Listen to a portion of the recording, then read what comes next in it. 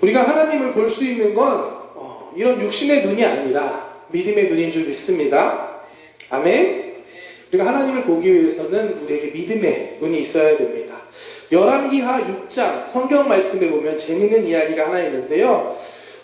그때는 이 아람이라는 나라와 이스라엘이 같이 전쟁을 하던 시기였습니다. 근데 신기하게도 이 아람 군대가 이스라엘을 공격하려고 기습하려고 몰래 가면 그곳에 딱 이스라엘 군대가 미리 와서 진을 치고 있는 거예요. 그럼 공격이 성공할 수 있을까요? 어렵겠죠? 계속 이러한 일들이 반복되자 아람 왕은 이건 분명히 우리 안에 이스라엘의 이 스파이, 이 앞잡이가 있다. 찾아야 된다. 이렇게 생각을 합니다. 그런데 이거는 스파이 문제가 아니라 이스라엘에 있는 그 선지자 엘리사가 하나님으로부터 미리 예언을 받아서 이스라엘 왕에게 모든 것을 미리 알려줬기 때문이었습니다. 이 사실을 안 아람 왕이 그렇다면 이 선지자 엘리사를 먼저 처리하지 않고서는 내가 이 전쟁을 이길 수 없겠다. 이 엘리사를 먼저 잡아야겠다라고 하면서 엘리사가 있는 곳에 아람 군대를 보냅니다. 말씀 함께 볼까요? 6장 13절 14절 함께 읽겠습니다. 왕이 이르되 너희는 가서 엘리사가 어디 있나 보라. 내가 사람을 보내어 그를 잡으리라. 왕에게 아뢰어 이르되 그가 도단에 있도다 하나이다. 왕이 이에 말과 병거와 많은 군사를 보내매 그들이 밤에 가서 그 성읍을 에워쌌더라. 밤에 말과 병거 많은 군사들이 엘리사가 있는 그 성에 가서 성을 포위했습니다. 날이 밝고 이 엘리사의 사환이 있었던 것 같아요. 청년 사환이 있는데 아침에 먼저 준비하려고 나와서 이 모습을 딱 보고 깜짝 놀라서 엘리사에게 가서 이렇게 보고합니다. 15절 말씀 보겠습니다. 하나님의 사람의 사환이 일찍이 일어나서 나가보니 군사와 말과 병거가 성읍을 에워쌌는지라. 그의 사환이 엘리사에게 말하되 내 주여 우리가 어찌하리까 하니 자신들을 포위하고 있는 이 아람의 군대를 보고 이 사환은 두려웠습니다. 그래서 자신의 선지자를 찾아가서 주여 우리가 어떻게 하면 좋겠습니까? 큰일 났습니다. 이렇게 보고를 합니다. 그런데 똑같은 상황에서 이 하나님의 사람 엘리사는 담대합니다. 담대하게 이렇게 말합니다. 16절 17절 말씀 보겠습니다. 대답하되 두려워하지 말라. 우리와 함께한 자가 그들과 함께한 자보다 많으니라 하고 기도하여 이르되 야훼여 원하건대 그의 눈을 열어 보게 하옵소서 하니 야훼께서 그 청년의 눈을 여심해 그가 보니 불말과 불병거가 산에 가득하여 엘리사를 둘렀더라. 아멘. 똑같은 상황이었지만 엘리사의 반응과 사환의 반응은 전혀 달랐습니다. 왜 그랬냐 하면 엘리사에게는 믿음의 눈이 있었기 때문입니다. 믿음의 눈으로 자기를 지키는 하나님의 군대를 보았던 것입니다. 자기를 잡으러 온 아람의 군대보다 자를 지키시는 하나님의 불말과 불병거가 더 많이 있는 걸 믿음의 눈으로 보았기 때문에 엘리사는 두려워하지 않을 수 있었습니다. 여러분들은 지금 무엇을 보고 계신가요? 여러분들 앞을 막고 있는 문제인가요? 아니면 도저히 어떻게 할 수 없는 내 자신의 연약함, 내 안에 있는 문제인가요? 아니면 여러분들을 돕기 위해 여러분들과 함께 하시는 하나님을 보고 계신가요? 오늘 이 예배를 통해서 저와 여러분들이 믿음의 눈을 들어 하나님을 볼 수 있게 되기를 주님의 이름으로 축복합니다. 믿음의 눈이 뜨여질 때 하나님을 보게 되고 어떠한 상황 속에서도 담대하게 승리하며 나아갈 줄 믿습니다. 성경에는 이러한 이야기가 많이 있어요. 사실 거의 다라고 할 수 있습니다. 하나님의 성경에 보면 하나님의 사람들과 하나님은 함께 하셨고 그들과 함께 놀라운 하나님의 역사를 이루셨습니다. 오늘 우리가 읽은 사도행전 18장의 말씀도 이와 같은 이야기입니다. 계속해서 사도행전 말씀을 보고 있죠. 사도 바울의 전도 여행의 이야기들을 따라가며 말씀을 나누고 있습니다. 오늘 말씀에도 보면 하나님께서 환상 중에 바울에게 나타나서 이렇게 말씀하십니다. 두려워하지 말라. 내가 너와 함께한다. 말씀으로 볼까요? 9절 10절 말씀, 오늘 본문 말씀 한 번 더 보겠습니다. 밤에 주께서 환상 가운데 바울에게 말씀하시되 두려워하지 말며 침묵하지 말고 말하라. 내가 너와 함께 있음에 어떤 사람도 너를 대적하여 해롭게 할 자가 없을 것이니 이는 이 성 중에 내 백성이 많음이라 하시더라. 아멘. 이런 환상 어떻게 꿀 수 있나요, 여러분? 사모하는 분들에게 하나님께서 말씀으로 주시고 있습니다. 사실 사도 바울의 이 전도 여행이 쉬운 길이 아니었어요. 우리가 그동안 봤지만 수많은 핍박과 고난이 있었습니다. 1차 전도 여행엔 돌에 맞아서 죽었다 살아난 적도 있고요. 매에 맞아서 옥에 갇히는 경우도 있었고, 또 가는 곳곳마다 유대인들이 비난하고 핍박하고 공격했습니다. 또 이를 피해서 밤에 몰래 도시를 도망치듯 이동해야 하는 경우도 많이 있었습니다. 또 우리 3주 전에 여러분들과 말씀 나눴던 그 사도행전 17장에서 아덴에서의 사역을 보면 이 아테네, 그곳은 이방의 철학, 이방의 우상, 이방의 문화가 가득한 곳이었습니다. 그런 곳에 가서 예수 그리스도를 전하는 것, 복음을 전하는 것 절대로 쉽지 않았습니다. 그럼에도 불구하고 바울이 그 길을 끝까지 갈 수 있었던 이유가 있습니다. 그것은 다른 것이 아니라 하나님께서 바울과 함께 하셨기 때문입니다. 고난이 있었지만 고난 가운데도 여전히 하나님께서 바울과 함께 하셨기 때문에 바울은 그 하나님 바라보고 끝까지 그 사명의 길을 포기하지 않고 갈 수 있었습니다.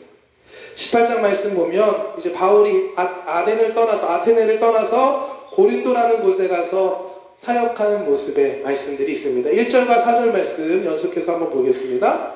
그 후에 바울이 아덴을 떠나 고린도에 이르러 4절 말씀, 안식일마다 바울이 회당에서 강론하고 유대인과 헬라인을 권면하니라. 계속 우리가 보던 모습이죠. 어느 지역에 가면 안식일에 회당에 가서 유대인과 헬라인들에게 말씀을 전하는 모습. 고린도에서도 바울은 여전히 자신이 하던 대로 안식일에 이와 같이 복음을 전했습니다. 이것은 하나님께서 바울과 함께 해주셨기 때문에 가능했던 것이었습니다. 하나님께서 바울과 함께 하신 것처럼 저와 여러분들과도 함께 하신다는 사실을 믿으시길 주님의 이름으로 축복합니다. 아멘. 하나님께서는 오늘 말씀 보면 이 바울과 함께 계신 것뿐만 아니라 함께 하면서 그 바울을 누구보다 더 잘 알고 이해하셨다라는 걸 우리는 알 수 있습니다. 환상을 통해 하나님께서는 바울에게 오늘 이렇게 말씀하십니다. 9절 말씀 한 번 더 보겠습니다. 밤에 주께서 환상 가운데 바울에게 말씀하시되 두려워하지 말며 침묵하지 말고. 하나님께서 나타나서 환상 가운데 말씀하시는 게 두려워하지 마, 침묵하지 마, 계속해서 말해, 이렇게 말씀하십니다. 그런데 오늘 이 말씀은 사도행전 18장 그 앞뒤 말씀을 보면 잘 이해가 되지 않습니다. 왜냐하면 사도행전 18장에 이 고린도에서의 사역하는 사도 바울의 모습을 보면 전혀 두려워하고 있지 않고 전혀 침묵하고 있지 않거든요. 여전히 안식일에 회당에 가서 복음을 전했고 자신을 비난하는 유대인들에게도 담대하게 말하는 사도 바울의 모습을 우리는 사도행전을 통해 볼 수 있습니다. 한번 5절과 6절 말씀 한번 볼까요? 실라와 디모데가 마게도냐로부터 내려오매 바울이 하나님의 말씀에 붙잡혀 유대인들에게 예수는 그리스도라 밝히 증언하니 그들이 대적하여 비방하거늘 바울이 옷을 털면서 이르되 너희 피가 너희 머리로 돌아갈 것이요 나는 깨끗하니라 이후에는 이방인에게로 가리라 하고. 두려워하는 게 느껴지시나요? 침묵하고 있나요? 아니죠. 그런데 하나님께서는 오늘 말씀에 환상 가운데 바울에게 두려워하지 마, 침묵하지 마, 계속해서 말해 라고 말씀하십니다.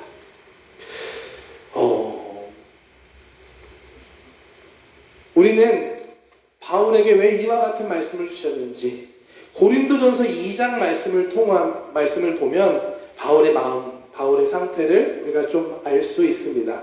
고린도전서 2장 3절 말씀 한번 볼까요? 바울의 고백입니다. 내가 너희 가운데 거할 때에 약하고 두려워하고 심히 떨었노라. 고린도 전서 2장 3절 말씀입니다. 고린도 전서는 사도 바울이 고린도 교회에 보낸 첫 번째 편지라는 의미입니다. 바울이 직접 쓴 편지입니다. 이렇게 고백하고 있어요.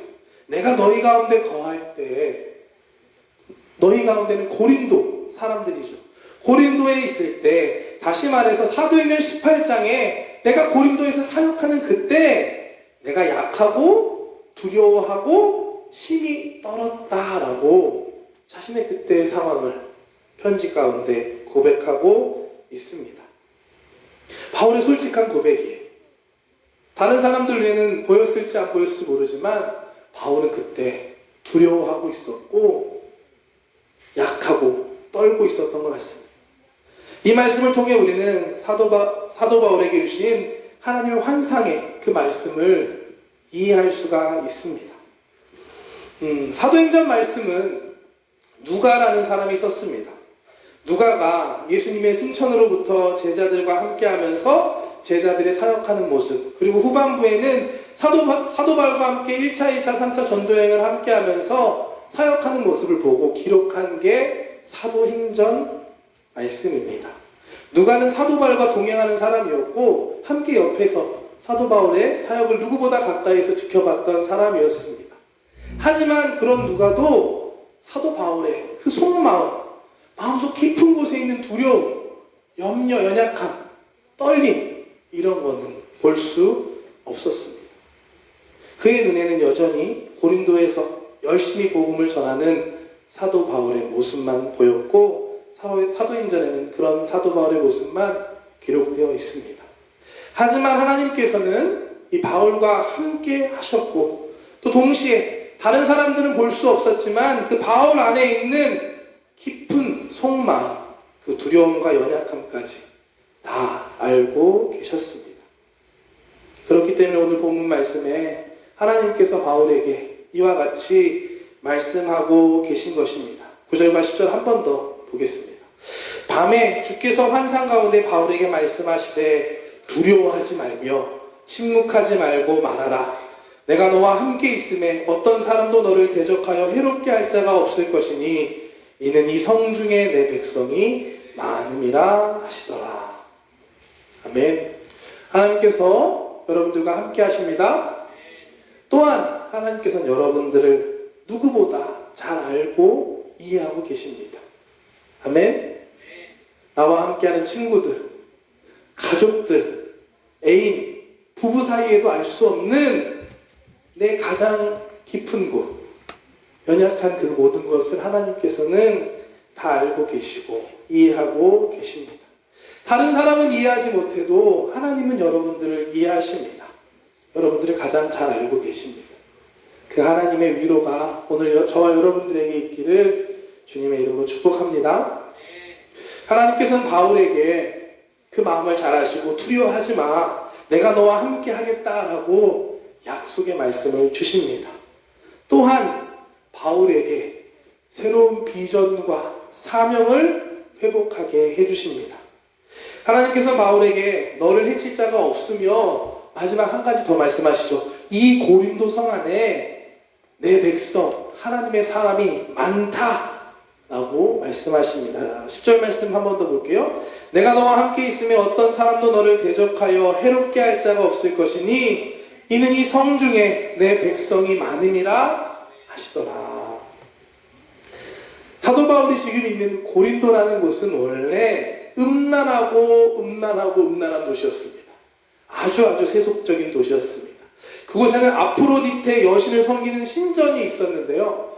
기록을 보면 그곳에 1000명이 넘는 여사제들이 있는데 이 사람들이 하는 일이 뭐냐? 지금 기준으로 성매매, 사람들과 성행위를 하는 사람들이 1000명 넘게 그곳에 있었다는 기록이 있습니다. 왜 그런 상황이 있었냐면 당시의 사람들의 생각에는 이 성적인 행동을 통해서 자신들이 섬기는 신들을 기쁘게 할 수 있다. 이 행위가 예배고 이 행위가 하나님이 아니죠. 그들이 믿는 신을 기쁘게 하는 거라 라고 생각했다고 합니다. 이처럼 고린도는 영적으로나 성적으로나 아주 문란한 그런 도시였습니다. 하지만 오늘 말씀에 하나님께서는 바울에게 이렇게 말씀하십니다. 그곳에, 이곳에 하나님의 백성들, 내 백성들이 많이 있다 라고 바울에게 새로운 비전과 사명을 깨닫게 해주십니다. 인간적인 눈으로 바라볼 때는 소망이 없어 보이고 죄로 가득한 곳이었지만 하나님께서는 바울에게 그 땅을 향한 하나님의 계획과 비전을 새롭게 깨닫게 해주셨습니다. 결국 사도 바울은 이 하나님의 환상을 통해서 다시 용기와 힘을 얻고 힘을 다해 그 사명을 감당해 나갑니다. 11절 말씀 보겠습니다.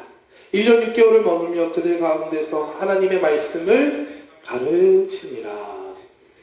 사도 바울이 2차 전도여행 중에 계속해서 얼마 있지 못하고 옮기고 하다가 드디어 이 고린도에서는 1년 반 긴 시간을 그곳에서 하나님의 말씀을 가르치고 사명을 감당합니다.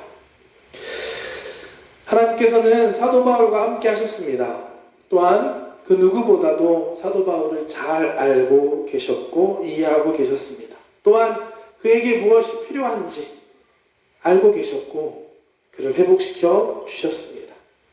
오늘 사도 바울에게 임한 이 하나님의 은혜가 함께 예배하는 저와 여러분들에게 있기를 주님의 이름으로 축복합니다. 사도 바울과 함께 하신 하나님께서 여러분들과 함께 하십니다. 사도 바울을 알고 이해하신 하나님께서 여러분들을 알고 계시고 여러분들의 깊은 그 마음을 다 알고 이해하고 계십니다. 사도 바울을 회복시킨 다시 일으킨 그 하나님께서 오늘 이곳에 있는 저와 여러분들에게 새 힘을 주시고 새로운 비전과 꿈을 회복해 하실 것을 기대하며 축복합니다. 아멘. 기도하겠습니다. 사랑하는 하나님 감사합니다. 하나님 이곳에 귀한 하나님의 자녀들, 귀한 청년들이 모여서 하나님을 예배하고 있습니다. 하나님, 우리에게 믿음의 눈을 열어 주시옵소서. 함께 하시는 그 하나님, 우리를 지키시고 우리를 인도하시는 그 하나님을 포기하여 주시옵소서. 우리 눈앞에 있는 문제, 어려움, 답답한 상황이 아무리 클지라도 그 문제보다 크신 하나님을 바라보게 하여 주시옵시고 변함없이 그 하나님의 사랑과 은혜 안에서 다시 회복하는 이 시간 되게 하여 주시옵소서. 하나님 아시지요. 우리 마음속 깊은 곳에 있는 연약함, 두려움, 아픔, 걱정, 실망감, 포기하고 싶은 마음들, 하나님 모든 것들 주님이 아시오니 지금 이 시간 함께 기도하며 함께 찬양하며 나아갈 때 우리 마음 가운데 오셔서 우리 가운데 말씀하여 주시고 우리를 회복시켜 주시옵소서. 바울을 회복시킨 하나님, 오늘 이곳에 예배하는 귀한 청년들 가운데 말씀하여 주시고 역사하여 주시옵소서. 하나님만이 우리 청년들을 회복시킬 수 있음을 믿습니다. 하나님 말씀하여 주시옵시고 믿음으로 기도할 때 기도 가운데 성령님 응답하시고 임재하여 주시옵소서. 감사드리며 예수님의 이름으로